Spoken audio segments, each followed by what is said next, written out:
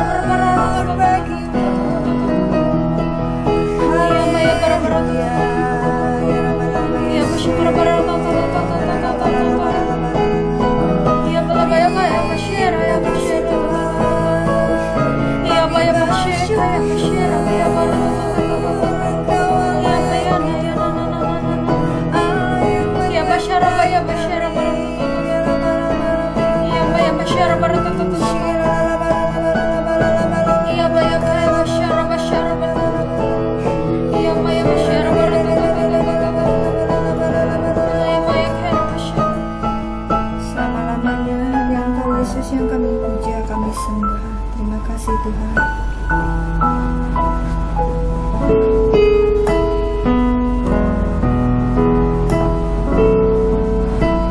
Yesus, kami puja, kami sembah sebagai Raja. Berdiri di tengah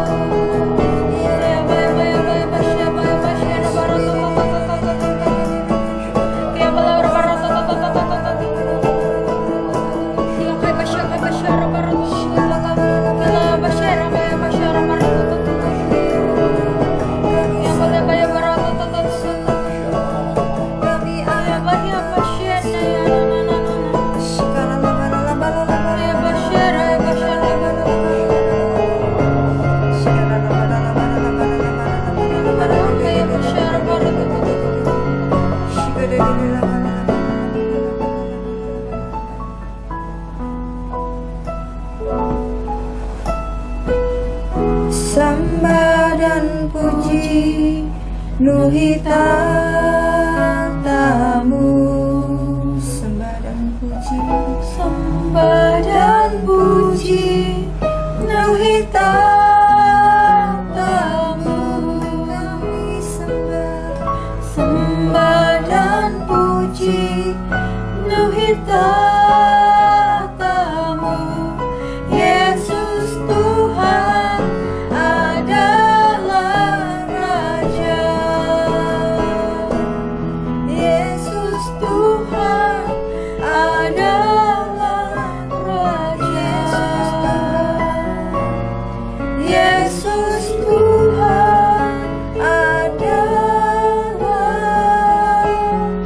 Raja. Terima kasih Tuhan, kami nyatakan penyertaan-Mu sempurna dalam hidup kami Tuhan. Terima kasih Tuhan Yesus.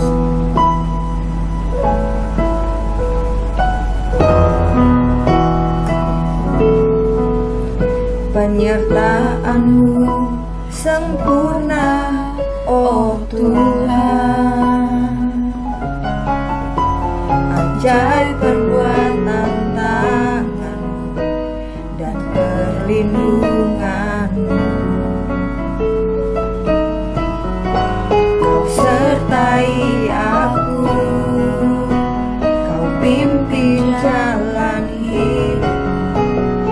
Ajaib perbuatan tangan dan perlindungan-Mu. Kau besar dan ajaib Yesus.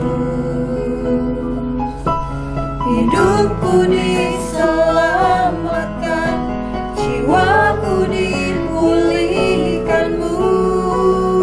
Kau besar dan ajaib Yesus. Sungguh ku bersyukur, sungguh ku bersyukur,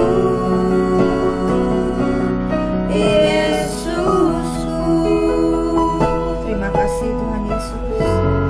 Penyertaan-Mu sempurna, penyertaan-Mu sempurna, oh Tuhan. Sungguh ajaib perbuatan-Mu Tuhan, ajaib perbuatan tangan-Mu dan perlindungan-Mu. Kau sertai aku, Kau pimpin jalan hidup kami, ajaib perbuatan tangan dan perlindungan-Mu. Kau besar dan ajaib Yesus. Hidupku diselamatkan, jiwaku dipulihkan-Mu. Kau besar dan ajaib Yesus. Sungguh ku bersyukur, sungguh ku bersyukur, Kau besar dan ajaib Yesus. Terima kasih Tuhan. Hidupku diselamatkan, jiwaku dipulihkan-Mu. Kau besar dan ajaib Yesus. Sungguh ku bersyukur, sungguh ku bersyukur, Kau besar dan ajaib Yesus. Amin Tuhan. Hidupku diselamatkan, jiwaku dipulihkan-Mu. Kau besar dan ajaib Yesus. Sungguh Ku bersyukur, sungguh ku bersyukur, Yesusku. Berterima kasih kami untuk kebaikan, pemeliharaan, pelindungan Tuhan. Sembah syukur kami hanya bagi-Mu, Tuhan dan Juru Selamat hidup kami.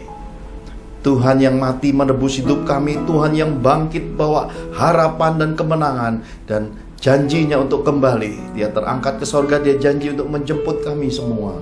Adalah pengharapan kami hidup di bumi seperti di sorga. Terima kasih Tuhan. Anugerahkan roh hikmat, pengertian-pengertian yang benar akan Kau di tengah-tengah kami. Berkati kami semua dan ajarkan kami jalan kehidupan, kehendak-Mu, dan kodrati ciptaan-Mu. Terima kasih Bapak, di dalam nama Tuhan Yesus kami berdoa dan mengucap syukur. Mari semua kita cinta Tuhan Yesus, sama-sama katakan amin. Shalom Bapak Ibu terkasih di dalam Tuhan. Pada bagian kedua minggu lalu kita belajar tentang tanda-tanda jodoh dari Tuhan. Ada dua hal mendasarinya, yaitu yang pertama pasangan yang seimbang. Seimbang yaitu seiman. Seiman, kemudian sebaiknya mereka mengalami hubungan perjodohan sejak masa mudanya, dari masa keperawanan dan keperjakaannya, lalu kemudian mendapat restu dari pihak kedua orang tuanya, dan yang terpenting adalah memiliki tujuan Tuhan. Kenapa memiliki tujuan Tuhan? Supaya memiliki garis keturunan yang ilahi, yang imago Dei, serupa segambar dengan Tuhan Yesus, dan perkawinan itu memiliki kekudusan hidup. Hidup berkenan kepada Tuhan dan keluarga yang mencapai hidup berkenan dan dikasihi Tuhan dan memasyurkan nama Tuhan lewat keteladanan hidup berkeluarganya. Haleluya. Nah, kita masuk di bagian yang ketiga. Hari ini kita belajar tentang dasar perkawinan. Bapak Ibu, bila ada yang bertanya, kenapa Pak Johan nggak ngajarkan ngatasi perceraian, kemudian urus keuangan keluarga, kemudian bicara tentang bagaimana doa keluarga? Bapak Ibu terkasih di dalam Tuhan, part pertama, kedua, ketiga ini kita masih belajar tentang fondasi, dasar. Jadi kalau kita mau pergi ke luar kota, tentu sebelum berangkat kita harus siapkan tiket. Sebelum siapkan tiket, kita harus siapkan keuangan. Sebelum siapkan keuangan, kita mesti siapkan perbekalan, koper, jumlah pakaian. Kemudian yang terutama hari ini seperti kita belajar dasarnya. Mau ngapain keluar kota? Berapa lama keluar kota? Untuk apa keluar kota? Dan gimana tinggal di luar kota? Apa tugas dan tujuan utamanya, dan bagaimana parameter mencapainya? Nah, ini yang kita pelajari selama 3 bagian ini. Karena nanti kalau sudah sampai ke tujuan memasuki perkawinan dengan tata cara dan kejadian-kejadian perkawinannya, itu udah seperti aku nanti mau makan burung dara, aku mau beli rambak, ya, aku mau makan asam-asam, kemudian aku kok suka seafood, aku mau konro yang ada di pelabuhan, aku mau makan yang restoran Bohemi, ya, itu kan sesuatu yang sudah ada di dalamnya. Kalau kita sudah mencapai semua bagian-bagian yang dipersiapkan menuju berkeluarga ini, nanti di dalamnya akan ada hal-hal yang disebut dengan kebahagiaan. Indah ya punya istri, indah ya punya suami, bahagia ya punya anak, wow, punya mantu-mantu yang luar biasa, dan cucu-cucu yang wow. Dan ketika tutup mata sampai akhir hidup, ternyata berkeluarga itu luar biasa. Nanti kita akan sampai ke sana. Sabar aja Bapak Ibu. Mari kita bagian ketiga ini kita sama-sama melihat dasar perkawinan melalui apa yang tertulis dalam kitab suci. Sama-sama kita buka Efesus 5 ayat 22 sampai yang ke-33. Efesus 5 ayat 22 sampai 33. Beginilah firman Tuhan. Hai istri, tunduklah kepada suamimu seperti kepada Tuhan, karena suami adalah kepala istri, sama seperti Kristus adalah kepala jemaat. Dialah yang menyelamatkan tubuh. Karena itu, sebagaimana jemaat tunduk kepada Kristus, demikian jugalah istri kepada suami dalam segala sesuatu. Hai suami, kasihilah istrimu sebagaimana Kristus telah mengasihi jemaat dan telah menyerahkan dirinya baginya untuk menguduskannya.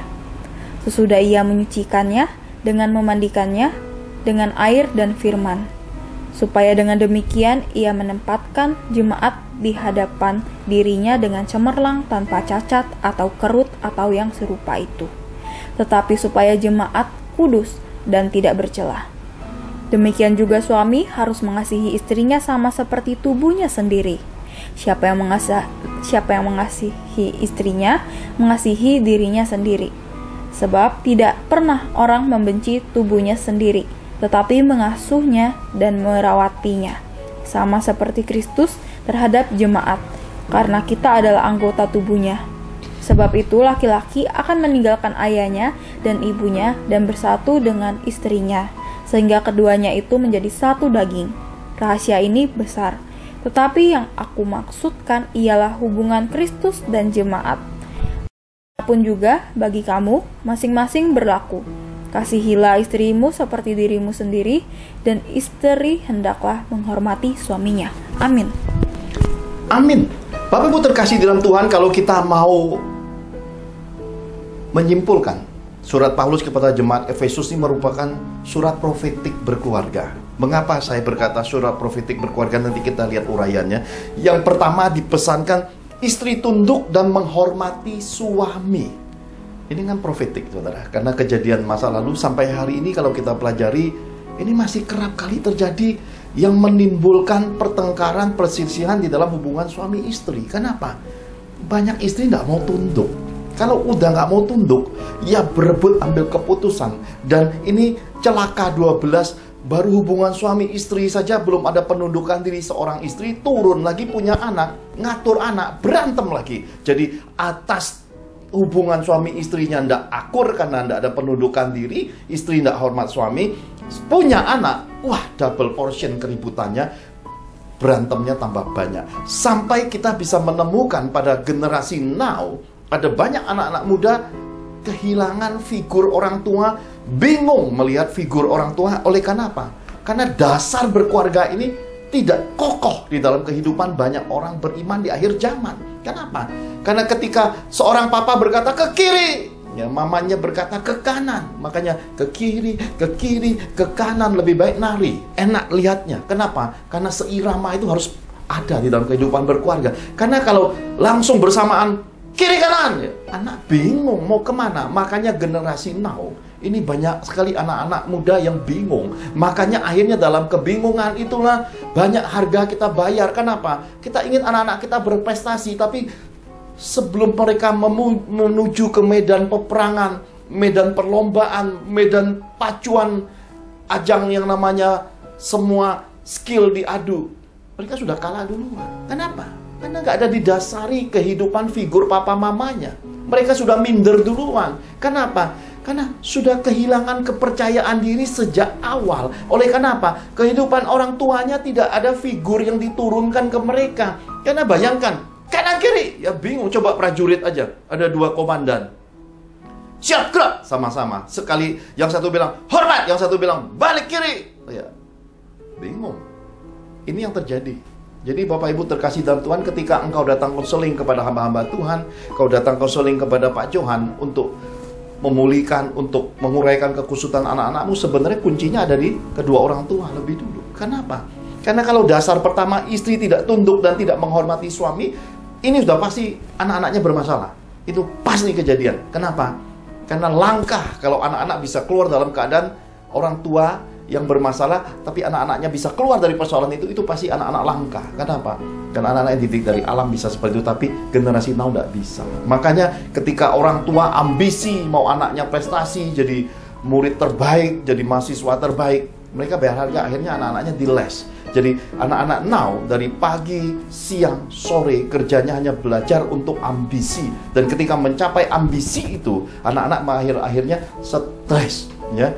Masa kecilnya kurang bahagia karena semuanya kena dikte ambisi orang tua yang sebenarnya dari awal sudah keliru dan tidak punya figur orang tua yang diturunkan kepada anak-anaknya. Ada banyak sekali anak-anak mendapat fasilitas, punya uang, punya kamar, punya kenyamanan, iPad, handphone, laptop, TV, semua tersedia, tapi figur orang tua tidak turun.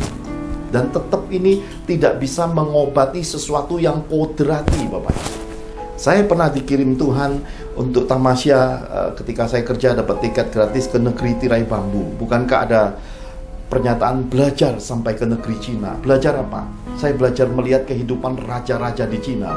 Ada satu pangeran kecil, itu dikerasi sama ratunya, dikerasi sama permaisurinya, dikerasi sama ibunya. Didik keras sekali dan luar biasa kerasnya sampai masa kecilnya tidak punya waktu untuk happy, untuk bersama keluarga, untuk punya masa-masa yang berkesan. Isinya cuma tertekan karena ambisi dari orang tua. Pergi ke negeri Cina, pahami apa yang Pak Johan sampaikan ini dan selidiki. Kenapa? Ketika pangeran ini besar, kemudian waktunya tiba, dia mendapat tatah kerajaan itu. Ketika ibunya meninggal dunia, yaitu ratunya meninggal dunia, itu semua orang yang dekat ratunya dimatikan semua. Dan dampaknya apa? Oleh karena kehilangan figur orang tua, dia masuk di dunia eros, kasih yang butuh perhatian, butuh pengakuan, kemudian mengalami persoalan di dalam dunia percintaan. Raja yang ada di Tiongkok, Cina ini, sepanjang sejarahnya tidak dikenal rakyatnya. Kenapa? Sangat gemuk besar sekali. Kenapa? Sembunyi di kamar, kerjanya cuma main perempuan sampai hari matinya. Ini kalau nanti Bapak Ibu ke negeri tirai bambu, ada Ming Tong ya, kuburan dinasti Ming, itu bisa belajar tentang apa yang saya sampaikan ini, dan ini bisa tanya dengan tour guide-nya. Ini sangat mengerikan. Ketika Tuhan memberi suatu pemahaman seperti inilah kenapa saya mengikuti pimpinan roh dan Tuhan untuk mendidik anak-anak saya dengan memberi keteladanan hidup berkeluarga. Harus dari kita dulu, orang tua, orang yang disatukan sebagai suami istri, sebelum turun ke generasi berikutnya, harus punya dasar. Dasar ini kitab suci ajarkan istri tunduk kepada suami, hormati suami, keputusan keluarga, izinkan suami. Ya. Istri meskipun lebih berkuasa, punya duit, ya, punya talenta, dan lebih percaya diri bisa bicara di muka umum, suami, mungkin kalah jauh dalam segala aspek. Tetap tatanan kitab suci berkata istri harus tunduk dan menghormati suami. Ini mutlak, nggak bisa ditawar. Maka di akhir zaman ini sering saya melihat ada banyak wanita yang berpredikat sebagai istri mempertahankan dirinya. Bukan hanya dirinya, dia sembunyi di balik anak-anaknya untuk mengalahkan pilihan suaminya.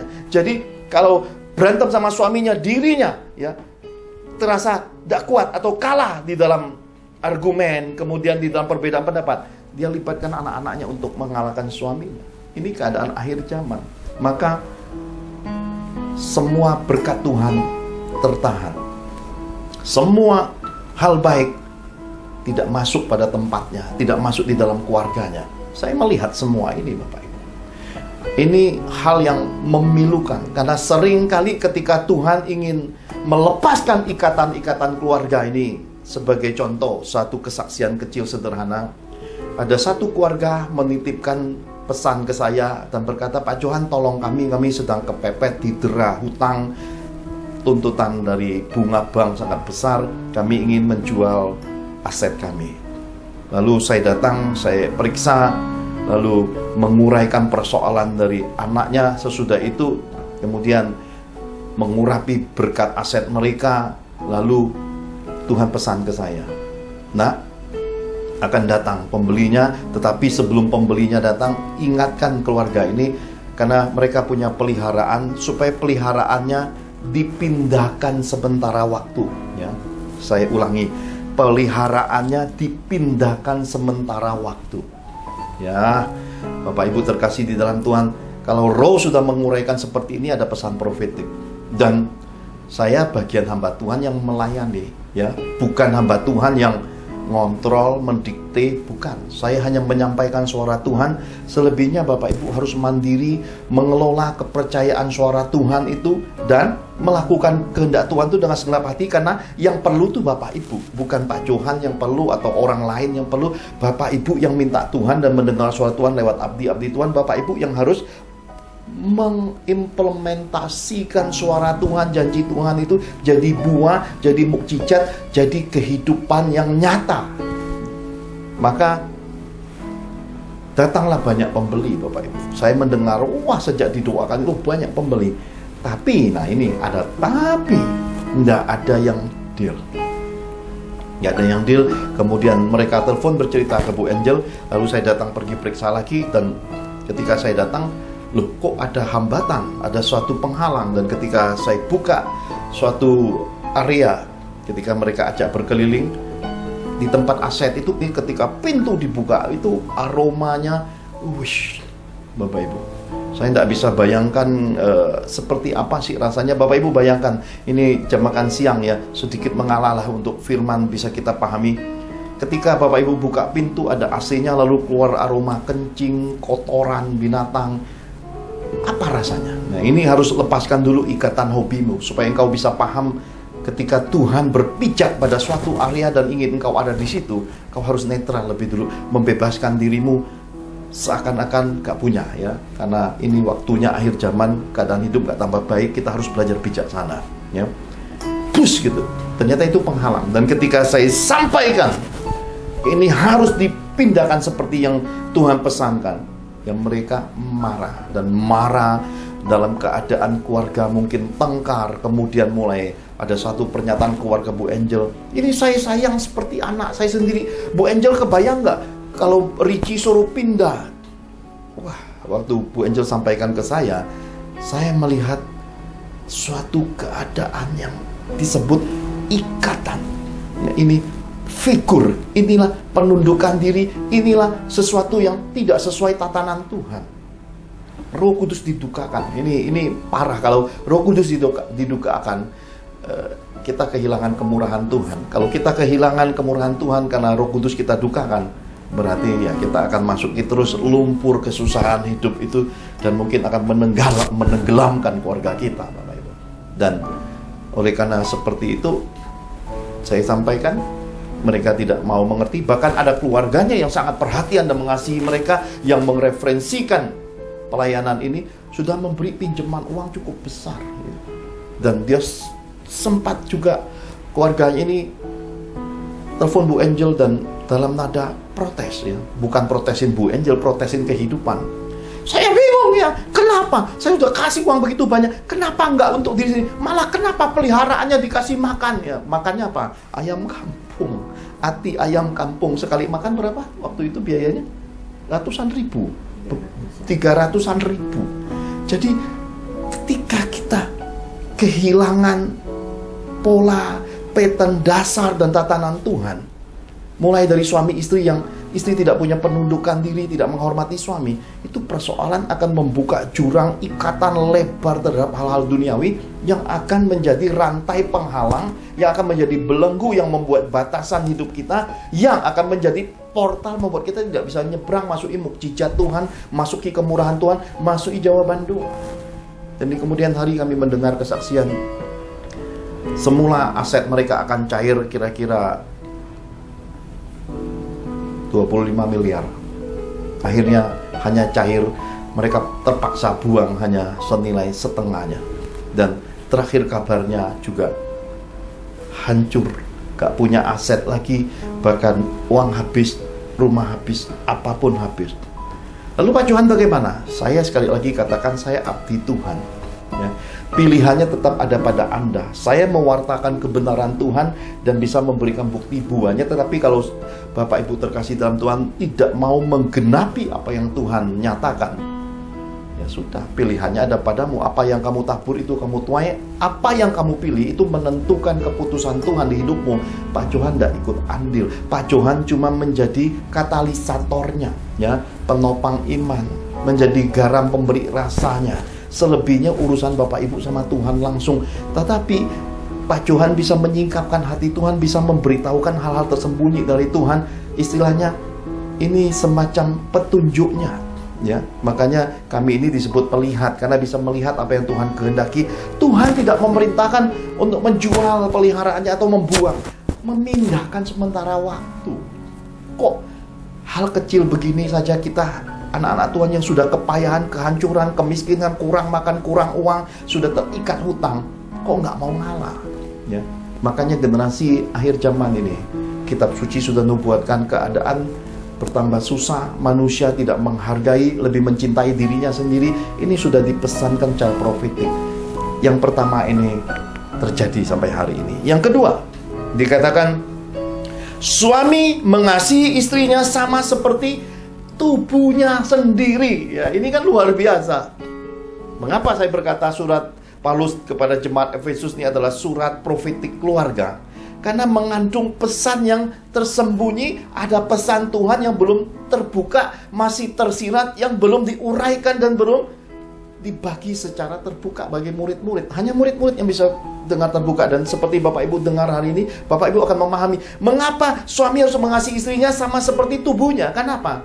Karena kejadian sejak dulu hingga hari ini, hingga yang akan datang, kerap kali persoalan keluarga adalah urusan kekerasan yang terjadi oleh karena suami ditentang, oleh karena perasaan istri dibenturkan ke suami. Akhirnya suami main fisik, pukul istri, kena tubuh, ya saudara. Kemudian persoalan keluarga ketika berangkat tidak dari perkawinan yang bersih, artinya belum dikonseling, belum pemulihan, belum menemukan dirinya, belum selesai dengan dirinya, perkawinan itu hanya akan menjadi perkawinan eros, di mana hubungan seksual suami istri bermasalah. Dan ini kita sering lihat di pertunjukan di dunia bintang film, ya kita dengar di medsos. Persoalan ini kerap terjadi dari dulu, sekarang, sampai masa yang akan datang. Suami istri, persoalan hubungan seksual memicu kehancuran, bahkan perceraian suami istri. Dan ini Tuhan pesankan. Artinya seorang suami itu harus mulai menyelesaikan bagian hidupnya, menang atas dirinya sendiri, mengerti akan dirinya, selesai dengan dirinya. Dengan demikian dia menghargai, dia menghormati, dia menyayangi, dan bisa mendandani istrinya. Ini suami yang sudah mencapai taraf ini, dia bukan hanya memberi kebahagiaan istrinya, dia akan mendandani istrinya. Istrinya yang sederhana, yang wong beso, ya Bapak Ibu terkasih dalam Tuhan, itu di tangan suami-suami yang sudah mencapai imago Dei Tuhan, itu bisa berubah, ya. Dalam sekejap, seperti film, berubah, ya langsung berubah. Kenapa? Orang akan pangling, lo kok jadi cakep, kok jadi awet muda. Kenapa? Karena kebahagiaan hidup itu gak bisa ditutup. Sesuatu yang memancar dari dalam merupakan kebahagiaan yang datang dari Tuhan, dari kehidupan berkeluarga yang ada Tuhan di dalamnya. Itu memancar keluar dan orang bisa melihat, wow, apa istilah bahasa Inggrisnya? Shining family, gitu ya. Keluarga yang bersinar, betul ya? Jadi indah Bapak Ibu. Ini Tuhan ingatkan. Kenapa? Karena kalau engkau masih mengalami hubungan benturan fisik suami istri, istri periksa, suami periksa diri. Persoalan istri pasti tidak jauh dari urusan tunduk dan menghormati suami, karena kadang-kadang kata-katamu itu nyakitin, ya. Istri itu kadang-kadang teledor, kata-kata yang penuh perasaan itu engkau memancing suamimu untuk apa? Untuk emosi marah. Demikian juga suami, engkau bertahan kayak apapun itu bukan suatu solusi dan obat hidup. Karena apa? Yang harus terjadi adalah seorang suami harus tuntaskan persoalan masa lalu, kepahitan masa lalu. Figur-figur yang tidak ada itu harus diselesaikan. Kenapa? Karena dalam kehidupan kekristenannya ada kesempatan kedua, dicangkok dalam Kristus. Artinya kalau kita tidak punya figur orang tua, tapi kita dapatkan Yesus, kemudian Tuhan beri kita bapak rohani, mentor rohani, kita bisa dicangkokkan dalam kehidupan bapak rohani dan mentor rohani untuk mencapai kehidupan berkeluarga, mencapai kepribadian yang matang dan nanti buahnya nampak jelas, yaitu berkat Tuhan mengalir, sukacita hidup mengalir, damai sejahtera berkeluarga, dan kebahagiaan keluarga itu luar biasa. Nah, kalau kita sudah dapat semua area ini, jangan berhenti di situ, karena kehidupan itu tidak berhenti sama kehidupan yang hanya sebatas Bethel, Gilgal, atau Beersheba. Karena kita harus mencapai Tuhannya, Bapak Ibu. Nah, ini yang ketiga yang Tuhan pesankan secara penting ini. Yang ketiga ini kembali mengerucut kepada pas bagian kedua dari tanda-tanda jodoh dari Tuhan, yaitu suami istri memiliki satu tujuan sebelum berkeluarga. Ini harus dapat lebih dulu dasarnya. Sebelum berkeluarga tujuannya sama. Apa itu tujuannya? Menikah untuk memuliakan Tuhan. Kalau ini sudah kita dapat, wah, keren Bapak Ibu. Dan ini luar biasa. Kenapa? Dasarnya kuat, fondasinya kuat, dibangun, ya, diberkati Tuhan seperti apapun, keluarganya suami istri ini kokoh. Kenapa? Karena dasarnya kokoh, kuat, dan Yesusnya pakem di dalamnya. Kenapa? Karena fondasinya itu sejak semula ada Yesus di dalamnya. Nah, saya mau tunjukkan Bapak Ibu sekaitan dengan berkeluarga memuliakan Tuhan, tujuan menikah memuliakan Tuhan. Ini kita lihat dalam pesan Sokoguru, karena dia punya keluarga. Tulisan di surat-suratnya sangat berkesan dan saya temukan dari Roh Kudus bahwa ini penting untuk kita pahami. Mari kita lihat sama-sama 1 Petrus 3 ayat 1 sampai yang ke-7. 1 Petrus 3 ayat 1 sampai 7, demikian Tuhan berfirman. Demikian juga kamu, hai istri-istri, Tunduklah kepada suamimu, supaya jika ada di antara mereka yang tidak taat kepada firman, mereka juga tanpa perkataan dimenangkan oleh kelakuan istrinya. Jika mereka melihat bagaimana murni dan salehnya hidup istri mereka itu, perhiasanmu janganlah secara lahiriah, yaitu dengan mengepang-ngepang rambut, memakai perhiasan emas, atau dengan mengenakan pakaian yang indah-indah. Tetapi perhiasanmu ialah manusia batinia yang tersembunyi, dengan perhiasan yang tidak binasa, yang berasal dari roh, yang lemah lembut dan tentram, dan sangat berharga di mata Allah. Sebab demikianlah caranya perempuan-perempuan kudus dahulu berdandan, yaitu perempuan-perempuan yang menaruh pengharapannya kepada Allah. Mereka tunduk kepada suaminya, sama seperti Sarah taat kepada Abraham dan menamai dia tuannya. Dan kamu adalah anak-anaknya jika kamu berbuat baik dan tidak takut akan ancaman. Demikian juga kamu, hai suami-suami, hiduplah bijaksana dengan istrimu sebagai kaum yang lebih lemah. Hormatilah mereka sebagai teman pewaris dari kasih karunia, yaitu kehidupan, supaya doamu jangan terhalang. Amin. Amin. Bapak Ibu terkasih di dalam Tuhan, surat profetik Paulus cara berkeluarga kepada jemaat Efesus kita temukan ternyata soko guru. Mereka yang duduk di rumah Tuhan, yang mendasari rumah Tuhan dengan pengajaran nabi-nabi dan pengajaran rasul-rasul yang mendasari pernyataan Tuhan, kembali mengingatkan istri-istri tunduk pada suami. Ternyata ini amat sering mendera keluarga sejak zaman gereja mula-mula sampai hari ini. Persoalan suami istri ini adalah banyak istri yang tidak tunduk. Ya ini karena inilah Bapak Ibu berkat terhalang. Dan ini dipesankan dalam kitab suci. Dan sayang sekali kalau banyak anak-anak Tuhan, kaum wanita cuma baca kitab sebatas berkat dan kemudian tiba-tiba jadi pengajar dan luar biasa. Kadang-kadang mereka ngajari banyak orang, tapi diri sendiri nggak bisa diajar. Kenapa? Nggak tunduk sama suami, karena merasa lebih kenal Tuhan, karena merasa lebih punya uang, merasa lebih punya talenta, merasa lebih ekstrovert. Sedangkan suaminya kalem, ya, kemudian pendiam, banyak ngalah, ya. Lama-lama suaminya tanpa disadarinya matinya di tangan dia sendiri. Kenapa? Karena kekerasan yang dia buat tanpa dia sadar dengan dominannya itu menghancurkan satu rumpun, bukan satu suami, satu rumpun garis keturunannya sendiri. Kenapa? Karena wanita yang lupa diri menghancurkan garis keturunan itu. Nggak tahu sampai selesainya kapan, sampai ada anak cucunya yang sadar untuk kembali dalam tatanan kehidupan berkeluarga sesuai dengan tatanan Tuhan di dalam kitab suci. Nah, Bapak Ibu terkasih di dalam Tuhan, setelah Petrus katakan untuk wanita yang sudah jadi istri tunduk pada suami, wajib itu hukumnya dan tidak bisa ditawar, maka kita bisa melihat di dalamnya uraian Rasul Petrus ini tentang cara hidup seorang wanita yang jadi istri. Dikatakan wanita yang jadi istri sebaiknya murni dan saleh. Murni itu kudus, murni itu tak bercacat, murni itu tidak ada percampuran. Artinya apa?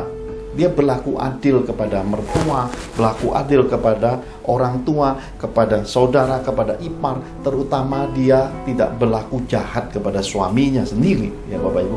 Demikianlah seorang istri yang disebut murni adalah istri yang kudus, istri yang jadi penolong sepadan. Dia benar-benar jadi berkat bagi suaminya. Nah, kitab Amsal menuliskannya secara khusus. Nanti saya kasih ayatnya, Bapak Ibu baca lengkap supaya khotbah ini tidak panjang. Baca lengkap, ini ciri khas seorang istri yang murni. Ini ayatnya, ya. Kemudian saleh. Saleh itu artinya imannya itu kepada Tuhan, bukan perkataan. Karena banyak sekali kita mendengar dan melihat secara langsung kehidupan kekristenan ini, banyak wanita meleter, ya. Ngomongin jeleknya orang senang, dan kalau udah gosipin urusan rohani, apalagi kehidupan keluarga hamba-hamba Tuhan, wah, kayaknya dia ada di saat kejadian, kayaknya dia ada bagian di dalamnya. Padahal itu cuma cap-cip-cup cerita orang yang disambung menyambung yang belum ketahuan, ya. Jadi wanita penggosip di akhir zaman ini sebenarnya adalah wanita yang tidak saleh, wanita yang tidak beriman. Sedangkan wanita yang beriman adalah wanita yang ningrat. Saya suka menyebutnya bangsawan sorga. Kenapa? Memang mereka punya kebaikan yang terpuji. Ada orang susah, mereka secara tersembunyi mereka tolong. Dan ketika mendengar pelayanan Tuhan, mereka diam-diam mengirimkan bantuan. Mereka mendukung pekerjaan pelayanan Tuhan. Kenapa? Karena mereka tahu mereka itu di rumah itu pilar. Pilar inilah yang menopang kehidupan rumah tangga, keluarga, rumpun anak cucu mantunya. Seorang bangsawan sorga, wanita yang saleh, yang imannya berbuah, yang imannya jadi tindakan, selalu Tuhan temukan jadi alasan untuk merestorasi keluarga besarnya. Jadi wanita yang berbeda di akhir zaman ini, wanita yang saleh, yang penuh dengan iman, yang penuh dengan tindakan kasih, yang mendukung pekerjaan pelayanan Tuhan, yang hidupnya penuh kemurahan ini, rumpun anak cucunya tidak sama. Mereka dibedakan hidup di muka bumi, mereka hidup jadi berkat, kualitasnya nampak jelas, dan kita bisa melihat anak cucunya memulai dari garis start yang mungkin tertinggal dari banyak teman sosialitanya, teman komunitas di gerejanya. Tetapi anak cucunya menyusul sekejap, melampaui banyak garis keturunan. Oleh karena apa? Karena satu wanita yang saleh, wanita yang iman, yang kasih, yang tindakan perbuatannya ini benar-benar dikenang Tuhan. Jadi engkau, hai kaum wanita, sangat berperan penting dalam menentukan haluan masa depan garis rumpun anak cucumu. Karena kitab suci menyatakannya seperti itu. Kemudian dikatakan, wanita-wanita sebaiknya jangan perhiasannya lahiriah, jangan berlebihan lah ya. Pakai belian boleh nggak Pak Johan? Boleh. Terus gimana kalau saya mau pakai anting-anting emas? Boleh lah ya. Tapi segala sesuatu, kitab suci berkata, orang yang dewasa, orang yang ada Tuhannya tidak menyandung orang lain. Kalau engkau bijaksana, kemudian di tengah kumpulanmu memang semuanya pakai, ya silakan. Tapi kalau di tengah kumpulanmu ada yang nggak pakai, kalau engkau bijaksana, ya bagikan sedikit ke yang belum punya. Dengan demikian engkau punya keadilan di hadapan Tuhan dan sesama. Tapi kalau engkau tahu yang engkau pakai udah kayak toko berjalan, ya, dengan cara bicaramu yang super wah dengan lifestylemu, dan kau cerita sana cerita sini, tapi yang mendengarkan semua ceritamu itu belum pernah mengecap satu bungkus nasi padang atau satu potong bakpao atau satu bungkus ramba, ya, itu sebenarnya engkau sedang mengumbar kesombongan hidupmu yang engkau sudah menjadi Tuhan buat saudara-saudara seimanmu. Engkau tunggu waktunya direndahkan Tuhan, karena pasti semua itu akan dihilangkan Tuhan dari hidupmu dengan cara yang tidak menyenangkan. Kenapa? Karena akan datang kejatuhan orang sombong itu dari penyakit, dari kebangkrutan, dari ketertipuan, dari persoalan yang berbelat-belit. Jangan masuki hal-hal begitu. Karena kitab suci menasihatkan supaya perhiasan seorang istri yang punya tujuan berkeluarga, memuliakan Tuhan itu sebaiknya perhiasannya adalah batinia. Apa itu perhiasan batinia? Yaitu berkarakter, imagode mateng, penuh roh nasihat. Orang-orang datang padamu meminta nasihat, bukan hanya datang pura-pura jual kemiskinan, bukan. Mereka datang mencari solusi, bukan datang minta duit padamu. Maka engkau jangan jadi bangkir ketika engkau melayani Tuhan, ya. Tetapi jadilah orang yang memberi solusi. Solusi bisa berupa memberi bantuan uang, tapi juga bisa berupa nasihat, bisa berupa mendukung apa yang mereka butuhkan, bahkan mungkin bisa membagikan mereka pinjaman atau mungkin dukungan untuk modal usaha. Ini apa yang dibutuhkan umat. Secara bijak engkau bisa menempatkan dirimu jadi berkat dan dikenal Tuhan. Itu yang penting. Dan jangan jadi bangkir, ya. Kemudian sudah tolong orang, cerita ke semua orang, ya. Itu nggak ada upahnya. Upahmu hanya sampai di bumi. Tapi ketika engkau menolong orang-orang yang butuh, orang-orang dalam Tuhan, ketika engkau mendukung pekerjaan pelayanan Tuhan, lakukan tersembunyi. Upah di tempat tersembunyi, Bapakmu di tempat tersembunyi akan memberkatimu. Bahkan turun berkat itu sampai ke generasi anak mantu, cucu-cucumu, cicit-cicitmu. Kenapa? Karena firman Tuhan tidak mungkin berhutang dan tidak mungkin gagal. Apa yang dinyatakan Tuhan, dijanjikan Tuhan pasti tergenapi. Kemudian dikatakan perhiasan batinia itu adalah roh lemah lembut dan tenteram. Lemah lembut itu tidak keluar serta-merta dari kata-kata oh lembutnya katanya. Suaranya dibikin berdesah, ya. Ular juga desisnya berdesah, Bapak Ibu, ya. Lebah madu juga sebelum bunuh gigit orang juga desingannya berdesah, ya. Bukan, bukan lahiriah.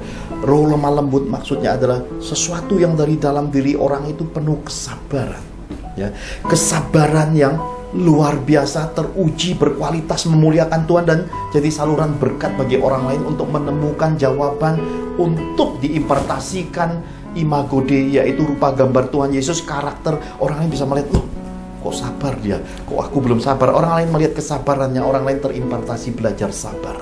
Dan lebih daripada itu, kemudian ketika orang butuh jawaban, datang ke mereka bercerita, mereka bisa membagikan jawaban. Ketika mereka datang konsultasi, mereka konseling, datang dengan emosi, dia tetap tidak mendukung emosinya. Dia tetap mengambil pilihan Tuhan, nasihat dari Roh untuk mengambil keputusan. Dan sekalipun yang konseling ngamuk, ya, kemudian yang butuh jawaban, karena banyak anak-anak Tuhan di akhir zaman ini datang konseling bukan untuk cari petunjuk Tuhan, cari dukungan, ya. Ini sering sekali terjadi yang namanya penyesatan konseling. Kenapa? Datang bukan cari jawaban Tuhan, datang cari dukungan untuk membenarkan, untuk semua hamba Tuhan dikumpulkan membenarkan pilihannya, apalagi untuk menghajar suaminya. Ini tersesat, ya. Ini generasi tersesat ya, generasi yang harus diluruskan kembali. Ketika kita datang ke abdi Tuhan, seorang abdi Tuhan haruslah yang berkualitas, terpuji, keluarganya benar-benar teruji, dan benar-benar hamba Tuhan ini kita kenal bobot bibit-bibitnya, kita tahu kualitas nasihatnya, pasti Tuhan di dalamnya, dan pasti ada jalan keluar dan solusi dan mukjizat tersedia bagi persoalan hidup kita. Dengan orang-orang begitu kita bisa menyandarkan suatu pembanding pilihan kita, keinginan kita, ide kita, motivasi kita. Ketika kita berhadapkan dengan nasihat mereka, kita bisa menemukan, ini yang terpenting, Tuhan yang harus kita pilih, nasihat Tuhan, solusi dari Tuhan. Dengan demikian, inilah yang disebut dengan tentram. Tentram artinya kita harus mengutamakan Tuhan, kasih sesama, kebahagiaan, damai sejahtera, kepentingan banyak orang, dan mengutamakan rasa cinta bangsa di atas segalanya. Dengan demikian kita akan menjadi nasionalis sorga, ya. Orang-orang yang punya jiwa nasionalis sorga ini, mereka punya ciri khas, yaitu punya hati ibu dan hati bapak yang sangat luar biasa. Kasihnya kepada keluargamu, kepada anak-anakmu, kasihnya kepada orang-orang yang tidak dikenal, benar-benar terpuji. Kenapa? Rohnya tentram, melayaninya dengan terbuka, tidak dibuat-buat, ya. Mereka bukan orang yang suka drama rohani. Mereka bukan orang yang suka jual figur, kemudian munafik, di depan manis, di mimbar kayak malaikat, di luar kayak setan, ya. Bukan generasi seperti itu. Orang-orang yang punya roh lemah lembut dan tentram ini adalah orang-orang yang di dekatnya, mau 1 hari, mau 10 hari, 1 tahun, 100 tahun, adalah orang yang kepribadiannya memang terpuji, Yesus matang di dalam mereka. Haleluya. Kemudian kita tahu dikatakan seorang wanita yang sudah menjadi istri melayani suami seperti Sarah melayani Abraham, menempatkan suaminya jadi Tuhan, ya. Ini penting. Inilah makanya saya berkata, kalau kita sudah punya dasarnya, yang lain-lainnya akan terjawab di dalam sini sebenarnya. Ketika seorang istri, biarkanlah, dia bisa buka pintu sendiri, dia bisa ambil minum sendiri, dia bisa bikin kopi sendiri, aku lagi ngurusin anak, nggak sempet lah, ya. Semua alasan itu melanggar firman. Wanita yang bijaksana, dia bisa mengatur waktu. Wanita yang bijaksana, wanita yang ada Tuhannya, dia bisa manage hidupnya. Antara keluarga, kewajiban buat keluarga, antara buat Tuhan dan melayani, dia punya keseimbangan. Ada banyak kejadian di akhir zaman ini kita menemukan. Kita lagi soroti kaum wanita, ya Bapak Ibu, ya. Jangan tersakiti atau tersandung apa tersinggung, ya Bapak Ibu. Kita lagi menyoroti kebenaran firman Tuhan. Ada banyak wanita menjadi hamba Tuhan, menjadi pelayan Tuhan. Wow, ya. Dia melebihi pahlawan, ya. Pemberitaannya dahsyat, keren, dipanuti banyak orang. Tapi ketika persoalan itu masuk hari Tuhan, api pengujian datang, terbakarlah dia. Kenapa? Suaminya berantakan. Ternyata, ya kita tahulah banyak kejadian sudah kehidupan hamba-hamba Tuhan. Dan ketika orang datang main ke rumahnya, lihat suaminya, loh kok kamu gagah perkasa, udah singa, ya udah betina, tapi suamimu burung pipit, ya. Orang nggak melihat contoh. Kemudian ketika melihat kehidupan anak-anaknya. Wah, ini bukan singa betina Yehuda ini. Ini yang namanya apa ini? Ini apa itu namanya anjing liar di Afrika itu yang ekornya nggak ada, yang suka gigit binatang itu. Bukan serigala. Musuh dari Lion King tuh. Apa itu namanya? Ini sejenis anjing yang wah, kerjanya cuma cari makan, bikin susah orang, dan ini kehidupan yang mengerikan sekali. Jangan buat seperti itu, karena ini Tuhan pesankan melayani keluarga lebih dulu, melayani suami, melayani Tuhan, ada keseimbangan. Jangan sembunyi dan lari dari persoalan hidup berkeluarga, kemudian pelayanan jadi pelarian. Selesaikan urusan keluargamu lebih dulu, persoalan suamimu selesaikan. Kalau belum selesai, jangan sampai gini Bapak Ibu, engkau menjadi Tuhan dan kau menafsirkan semua menurut keuntunganmu, padahal pelayanan itu pelarian. Tuhan pesankan orang buta tidak bisa menuntun orang buta. Jadi kalau engkau persoalan suami istri belum beres, ya engkau masih buta. Bagaimana engkau bisa menggenapi firman untuk jadi berkat kalau engkau sendiri buta, nuntun orang buta? Jangan-jangan yang engkau ajarkan kepada umat Tuhan itu bukan iman, bukan kasih, bukan keteguhan, kekudusan. Yang engkau ajarkan mereka itu adalah jeritan kesakitanmu. Engkau transferkan jiwamu yang lemah, yang tersakiti. Engkau bagikan kebutaan itu dengan nyanyian rohani yang penuh dengan tangisan jiwa. Akhirnya umat Tuhan masuki dunia, sama-sama masukin absintus. Engkau transferkan penyakit kanker, penyakit-penyakit kutub masuk. Jangan. Ini tidak jadi berkat. Dan ketika semua yang kau kerjakan ini menjadi ikatan, engkau berdamai dan engkau merasa, gak mau urusin lagi suami, berdamai karena pelayanan lebih enak, ada uangnya, disanjung-sanjung umat Tuhan. Engkau sudah menjadi Tuhan buat umat Tuhan, maka tempatmu engkau sudah tahu. Jarak surga neraka itu gak tetangga, jauh jaraknya. Jangan sampai jadi Tuhan di bumi, surganya gak kesampaian. Ini Tuhan ingatkan buat hamba-hamba Tuhan, kaum wanita, supaya bereskan urusan keluarga lebih dulu. Lalu kita bisa menangkap pesan-pesan ini secara terbuka untuk kita mengkoreksi. Pak Tuhan gak ada kepentingannya Bapak Ibu. Ya, semua ini murni karena Roh yang perintahkan untuk saya bagikan, sampaikan apa yang diajarkan dan sudah berbuah dalam kehidupan saya. Nah, kita lihat sisi kaum pria yang jadi suami.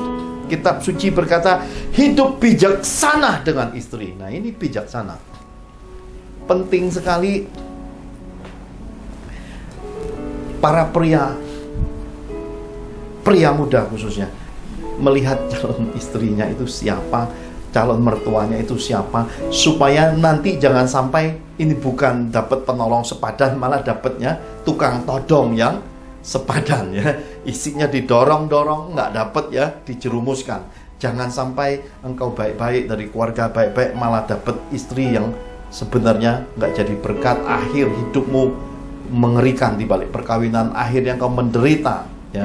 Ini Tuhan pesankan. Kenapa? Karena dirimu sendiri harus beres sebelum engkau memilih. Jadi seorang pria muda, lihat keluargamu, lihat papa mamamu dulu. Kalau papa mamamu belum beres, kau bereskan dirimu lebih dulu. Kalau engkau sudah beres, baru engkau melirik, menemukan jodoh dari Tuhan, genapi tanda-tanda Tuhan, lalu periksa bobot bibit bebet kualitas dari calon istrimu, dan harus itu datang dari Tuhan. Kalau engkau sudah dapat, maka engkau bisa jadi tuan buat istrimu, engkau bisa jadi bapak, engkau bisa jadi sahabat, engkau bisa benar-benar membuat suatu bentuk rumah tangga yang sesuai dan ideal dan harmoni, penuh kebahagiaan dari Tuhan. Kenapa? Karena Roh bijaksana ada pada dirimu. Dan engkau yang bijaksana akan membawa istrimu yang meskipun dari lumpur yang kotor, dari keluarga yang rendah, yang tidak bermartabat, yang mungkin ekonominya lemah, karena engkau orang bijaksana, engkau bisa angkat dia duduk di sisimu jadi permaisuri, dan semua orang berkata, sungguh dia pria beruntung. Kenapa? Karena yang engkau kelola dengan bijaksana istrimu ini membuat engkau nampak sangat beruntung, karena yang engkau kerjakan, yang engkau semaikan itu berbuah balik dalam kehidupanmu. Suami-suami yang begini, mengasihi istrinya, membimbing istrinya mengenal Tuhan, membawa istrinya hidup takut akan Tuhan, dan mereka senang membahagiakan istrinya. Bukan hanya istrinya, dia suami istri senang membahagiakan anak cucu dan mantu-mantunya. Dan ini jadi panutan, ini jadi keluarga yang mengalir berkatnya turun-temurun. Kenapa? Karena Tuhan disukakan Dan suami-suami seperti ini suka mendandani istrinya dengan kebaikan dan kesenangan, maka muka istrinya memancar kecantikan. Bedaknya bedak biasa, mungkin nggak berbedak malah. Kenapa? Karena dari dalam istrinya, inner beauty-nya shining inner beauty istrinya, menandakan suaminya orang bijaksana. Pria yang jadi suami menghormati istri, ini wajib. Hormat artinya apa? Dia menyanjung istrinya menjadi bagian terhormat dalam hidupnya. Dia menempatkan istrinya sepadan, tidak lebih rendah, tidak lebih tinggi, tapi menjadi pasangan yang bergandengan tangan. Karena kitab suci berkata, seorang pria tidak hormat istri, doanya terhalang. Inilah jawaban selama ini, pedoman, nasihat dari orang tua kita. Dikatakan kalau keluarga tidak akur, berkatnya tidak ada. Keluarga yang berantem, berkatnya hilang. Ya, makanya kalau keluarga-keluarga tidak hidup sepadan menurut tatanan Tuhan, nenek bilang ini berbahaya. Ya, kenapa? Karena tidak ada berkatnya di balik kehidupan berkeluarga yang seperti itu. Maka ini mutlak, kehidupan keluarga harus datang dari Tuhan, jodoh dari Tuhan, menggenapi tanda-tanda jodoh dari Tuhan. Kemudian mereka memahami dasar berkeluarga, hidupnya diberkati. Ya, nenek bahagia meskipun giginya tinggal satu. Akhirnya nenek berkata, wah ini aku bahagia, kok ambai-ambai belalang kupu-kupu, pagi makan nasi, malam minum susu. Sampai nenek-nenek pun bahagia melihat cucu-cucu cicit-cicitnya menikah. Kenapa? Karena ada Tuhan dan dimasyurkan nama baik keluarganya, karena Tuhan dipermuliakan. Haleluya. Ini penting. Kenapa?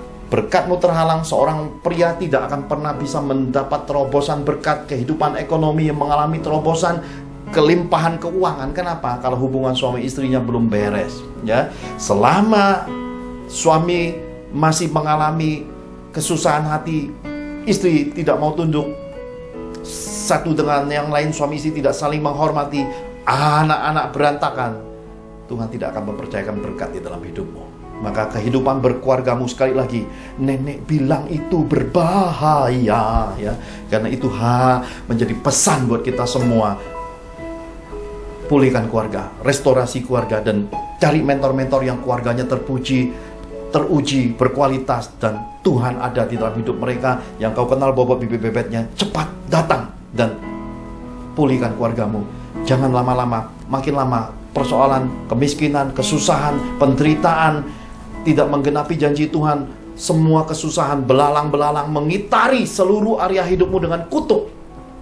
Jangan lama-lama, selesaikan segera Bapak Ibu. Karena itu kita bisa menangkap pesan ini dengan luar biasa, karena surat-surat profetik keluarga memang dituliskan para rasul pada zamannya dan hari ini masih berlaku semuanya.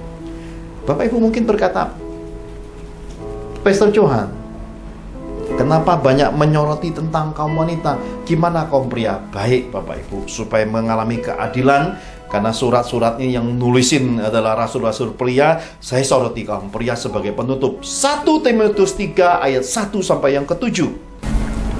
1 Timotius 3 ayat 1 sampai 7. Beginilah firman Tuhan. Benarlah perkataan ini, orang yang menghendaki jabatan penilik jemaat menginginkan pekerjaan yang indah. Karena itu penilik jemaat haruslah seorang yang tak bercacat, suami dari satu istri, dapat menahan diri, bijaksana, sopan, suka memberi tumpangan, cakap mengajar orang, bukan peminum, bukan pemarah melainkan peramah, pendamai, bukan hamba uang, seorang kepala keluarga yang baik, disegani dan dihormati oleh anak-anaknya. Jikalau seorang tidak tahu mengepalai keluarganya sendiri, bagaimanakah ia dapat mengurus jemaat Allah? Janganlah ia seorang yang baru bertobat, agar jangan ia menjadi sombong dan kena hukuman iblis. Hendaklah ia juga mempunyai nama baik di luar jemaat, agar jangan ia digugat orang dan jatuh ke dalam jerat iblis. Amin. Amin. Ini keren Bapak Ibu, karena kita menemukan parameter seorang hamba Tuhan. Laki-laki hamba Tuhan. Kalau tadi kita sudah menyoroti hamba Tuhan sisi kaum wanita, sekarang kita nyoroti hamba Tuhan sisi kaum pria, pria yang sudah berkeluarga. Ini penting untuk kita pahami. Kenapa? Ternyata Nggak boleh loh orang baru bertobat yang belum tahu bobot bibit berkeluarganya langsung jadi hamba Tuhan, langsung saudara kultuskan, engkau sedang masuki penyesatan loh Bapak Ibu. Ini kitab suci. Sebaiknya seorang hamba Tuhan ya Bapak Ibu ya, tak bercacat. Ya, ini kembali lagi yang tadi disebut murni, tak bercacat ya. Suami dari satu istri. Nah ini kitab suci loh, bukan Pak Johan yang ngomong loh. Ini sebaiknya istrinya satu. Jangan sampai sudah kawin cerai ya, kecuali cerai mati. Istrinya mati, kemudian kita lihat rekam jejak hidupnya, berapa hari dia akan menikah sesudah istrinya cerai. Meskipun kitab suci tidak menuliskan waktu dan batasan waktu, alangkah baiknya kita melihat. Kalau kitab suci menuliskan 7 hari, mari kita sandingkan, alangkah bijaknya kalau bisa kita melihat, oh 7 tahun dia berkabung. Ya ini kan indah. Kenapa? Menggenapi satu karya ciptaan Tuhan 7 hari, dia 7 tahun. Istrinya meninggal 7 tahun, dia tidak berkeluarga. Berarti dia masuki satu dimensi penciptaan. Dia luruskan hidupnya. Untuk apa? Fokus pada anak-anaknya, membesarkan anak-anaknya. Terpuji, terpandang. Pak Johan 11 tahun ya. Saya menggenapi 11 rasul. Karena begitu Yudas Iskariot ditinggalkan 11 tahun, saya masuki 11 tahun. Dan tahun ke-12 Tuhan berkati berkeluarga kembali ya. Dia merupakan seorang pria dapat menahan diri, ini sabar, bijaksana, sopan, suka memberi tumpangan, cakap mengajar orang, bukan peminum, bukan pemarah, melainkan peramah, pendamai, bukan hamba uang, bukan hamba uang. Seorang kepala keluarga yang baik. Nah ini yang paling penting. Ini ciri khas seorang hamba Tuhan yang bobot bibit bebetnya terpuji dan dikenan Tuhan. Ini semua dituliskan jelas sekali oleh surat Paulus kepada Timotius. Karena ini merupakan suatu bentuk surat profetik untuk orang berkeluarga. Dan kalau sudah berkeluarga mau melayani Tuhan, sebaiknya pria, pelayan Tuhan, hamba Tuhan, itu adalah kepala keluarga yang baik. Berarti ini kan penting. Kalau keluarganya tidak jadi berkat, jadi teladan, ya ini ada yang salah. Karena surat Paulus ini menandakan ini penting untuk seorang pelayan Tuhan, seorang pria, seorang suami yang melayani Tuhan. Dia haruslah jadi seorang papa yang disegani, dihormati oleh anak-anaknya. Kalau anak-anaknya nggak hargai dan menghormati dia, ini sebenarnya bermasalah ya, dirinya bermasalah. Kitab suci berkata, kalau dia tidak bisa mengepalai keluarganya sendiri, gimana mengurusi pelayanan ya. Ya ini kembali orang buta nuntut orang buta, bukan hanya kaum wanita tadi yang kita soroti, kaum pria ya, hamba Tuhan pria yang keluarganya bermasalah, sebaiknya bereskan keluarganya. Karena orang buta nggak bisa tuntut orang buta. Ini Tuhan pesankan. Dan jangan baru 2-3 bulan bertobat langsung naik mimbar, oleh karena rekam jejak mungkin berangkat dari profesi yang disukai banyak orang. Engkau lupa kitab suci berkata, petobat baru yang langsung naik mimbar akan kena pencobaan. Kenapa? Sombong dan kena hukuman iblis. Diri sendiri loh yang susah nanti. Jadi jangan berpikir, oh naik mimbar, wah khotbah, masyhur, terkenal ya, dapat berkat, dan kemudian ini kesenangan baru. Jangan lupa, Tuhan itu ada seterunya, ada setan-setan yang menyerang orang-orang yang melayani Tuhan. Sebaik engkau bekali dirimu, dapatkan mentor, bereskan keluarga, bereskan masa lalu, pelajari kitab suci, dimentoring dengan hikmat pengertian, rekam jejak imago Dei-mu, karaktermu, sifatmu mengalami transformasi jadi ciptaan baru, dan waktunya kalau sudah siap baru engkau naik terbang melayani Tuhan. Dengan demikian engkau nggak akan mudah sombong dan tidak mudah untuk masuk pada penghukuman iblis. Dengan demikian engkau jadi seseorang yang matang, Bapak Ibu terkasih di dalam Tuhan. Haleluya. Ia sebaiknya mempunyai nama baik di luar jemaat. Ini penting sekali ternyata.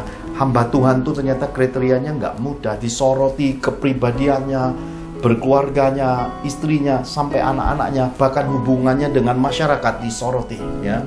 Puji Tuhan, Tuhan baik. Kenapa?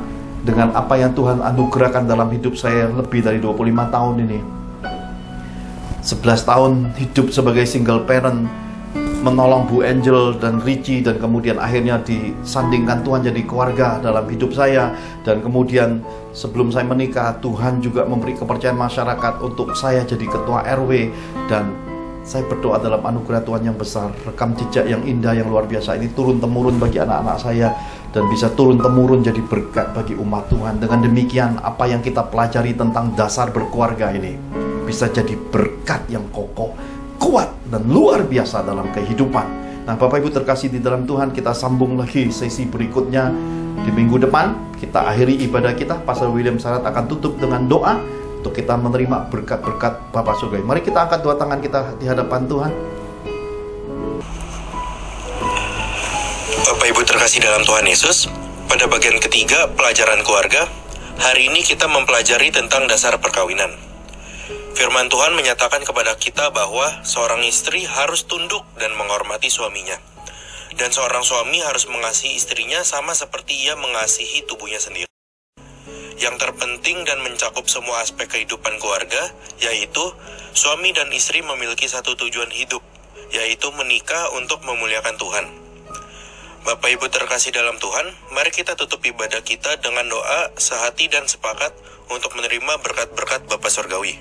Mari kita angkat kedua tangan kita di hadirat-Nya. Dalam nama Tuhan Yesus Kristus, terbukalah tingkap-tingkap langit. Semua taburan benih dan ketaatan hidup kita beroleh kegenapan firman-Nya. Kita menabur dan menuai, kita dipeliharanya, kita dibelanya, kita disertainya, dan kita diberkatinya. Maka tercurahlah berkat Bapa Surgawi. Engkau akan terus naik dan tidak menjadi turun. Engkau akan menjadi kepala dan bukan ekor. Adonanmu, lumbung-lumbungmu, rekening bank, dan kas keuanganmu diisi Tuhan penuh. Berkat bangsa-bangsa pun masuk dalam kapasitas hidupmu. Diberkatilah keluargamu, diberkatilah karir bisnismu, diberkatilah studimu, diberkatilah pelayananmu. Dalam anugerah Tuhan Yesus, maka engkau beserta keluargamu akan menerima kasih karunia, kesehatan, keberuntungan, berkat 5 roti 2 ikan, pelipat kali gandaan berkat, jawaban doa, berkat terobosan ekonomi, dan mujizat-mujizatnya yang ajaib. Dalam Roh Kudus, maka engkau beserta keluargamu termaterai hidup di bumi seperti di sorga. Kita terima berkat-berkat sorgawi ini. Dalam nama Tuhan Yesus, sama-sama kita katakan, amin. Amin. Tuhan Yesus memberkati.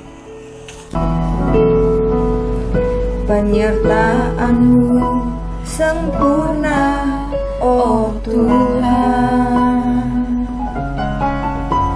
Ajaib perbuatan tangan dan perlindungan-Mu. Kau sertai aku, Kau pimpin jalan hidup. Ajaib perbuatan tangan dan perlindungan-Mu. Kau besar dan ajaib, Yesus. Hidupku diselamatkan, jiwaku dipulihkan-Mu. Kau besar dan ajaib, Yesus. Sungguh ku bersyukur, sungguh ku bersyukur, Yesusku. Terima kasih Tuhan Yesus. Penyertaan-Mu sempurna, penyertaan-Mu sempurna, oh Tuhan. Sungguh ajaib perbuatan